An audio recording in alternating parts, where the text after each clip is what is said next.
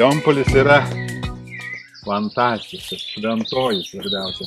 O šventoji jungia ir Dusetas. Aš galvoju, iš Dusetų vandenėlis atbėga iki Leonpolio. Viską atrandu, naujo, kažką, ko praeitą kartą nemačiau, šiandien šį kartą pamačiau. Tapyti iš natūros, tai man vis atgaiva yra, kada tapai iš natūros, kada matai paukščiai čiulba, kvapas, vėjas, saulė, šviesa. Tai yra impresionistiniai tokie dalykai, aš labai mėgstu ir pats myliu impresionizmą ir man labai patinka impresionistų dailininkų kūryba, o pleneras tai natūraliai skamba tapimas gamtoje. Plenerė tikrai buvo nuostabu, nuostabios 3 dienos, nuostabios akimirkos, nuostabus dailininkai, tikrai džiaugiuosi šitą galimybę ir gavau labai daug gerų emocijų.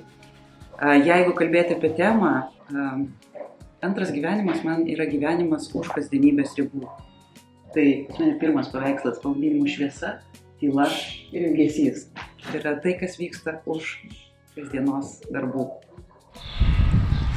I explore the theme of Second Life, linked to the relation of humans to water. Millions of years ago, we were aquatic creatures, and then we became terrestrial.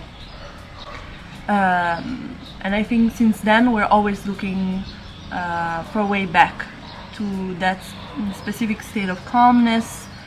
Daug įspūdžių yra ir pačiam interjere. Nebūtinai lakstyti po gamtą, po pievas, po miškus, bet ir interjere. Jeigu mes apsidairysim, tai mes pamatysime labai daug viso, kas gali inspiruoti kažkokias naujas mintis ir idėjas. Juk čia vieta netokia paprasta, ogi dvaras. Čia vyko įvairios istorijos, dramos galbūt. Gal dar kas nors baisiau, ką mes žinome. Taigi vaizduotė piešia įvairiausios vaizdus.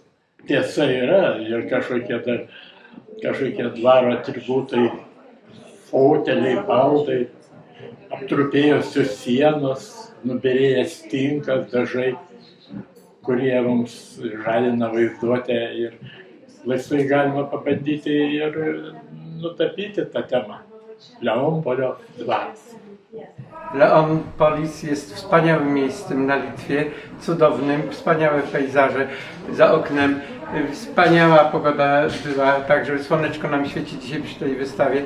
Bardzo się cieszę, jestem artystą z Polski, nie przedstawiłem się jeszcze, Krzysztof Ryfa z Galerii 33 Ostrów Wielkopolski, Poznań. Bardzo dziękujemy za to wspaniałe przyjęcie też organizatorom, tutaj szefostwu, którzy tutaj prowadzą ten pałac, bardzo wspaniała rodzina, bardzo sympatyczni, bardzo mili. Także za wszystko serdecznie dziękujemy i naprawdę jest to wspaniałe miejsce, cudowne do pracy twórczej. Tak. Šis ir mans pirmais plenērs šeit. Šeit ir ļoti jauka atmosfēra un skaista daba, no kuras var iedvesmoties. Ļoti zīmīgs ir šī plenērā tēma, kas man ļoti aktuāla. Labai graži tema, antras gyvenimas labai simboliška, prasminga, atitinka mano gyvenimo etapą. Ir pati erdvė, dvaras šiuo metu prikeliamas antram gyvenimui, tarytum su kūrėjais, jų kūryba, kūriniais. Daug tapybiškų motyvų, kurį be paimtum, ar paimtum kažkokią vazelę su gėlėmis, ar kažkokią aptrupėjusią kampą. Bet kurį motyvą gali kažkaip simboliškai priderinti prie savo gyvenimo etapo. Kažkoks etapas, kaip aptrupėjusi siena, išblunka, nubyra ir išlieka kažkokios konstrukcijos svarbiausia esmė gyvenimo ašis. Su žirklėm kaip. Plenere sukūriau keletą darbų, kurie, būtent plenero tokia tema naujas gyvenimas, tai pabandžiau kažką tai tokio šiek tiek naujo atrasti savyje, gal ne visai visiškai būdingai. Jūs meistras? Bet stengiuosi, kad Nes prieš 20 metų Dailininkų sąjungos nepriėmė, dabar aš jau skaitau. senų daiktų, kaip ir sielos gyvenimas, atsinaujinimas. Tai vat ir yra, kad yra kartais dvasių raizgynė, tai tas raizgynės bandžiau spręsti. Vat, kiek pavyko, tai negaliu pasakyti, čia spręsti jum, bet aplamai tai va čia labai tokia netikėta tema, tas antras gyvenimas.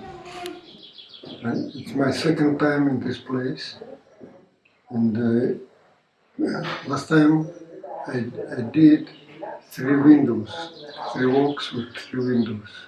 In this place, in this room, I like so much this place and the view from the window. So I painted all windows in this room, and now I passed to another place and painted new walks with nude 3 walks with nude windows in another place. Apie antrą gyvenimą, ta prasme, kai gauni tokią temą ir kiekvieną kartą galvoju, vis viena tas smalsumas yra, kur prisiriš kažkiek prie temos, ir kaip atvažiuoji į dvarą, kur teko girdėti istoriją pirmapradę, teko girdėti, kas vėliau čia buvo ir taip toliau, ir galvoju, kas yra tas antras gyvenimas. Tai šiemet man į tai norėjos pasižiūrėti kaip į pasirinkimus, kaip mes keičiamės, kaip mes priemam tai. Ir ta prasme, netgi būnant medžiu, tu renkies, kas tu būsi, ar tu sutręši, ar tu paliksi po savęs, ar tu duosi šilumą, ar tu tapsi patogią kėdę. Kiekvienas dalykas turi tokį gražų tęstinumą, tik tai yra mūsų požiūrio klausimas.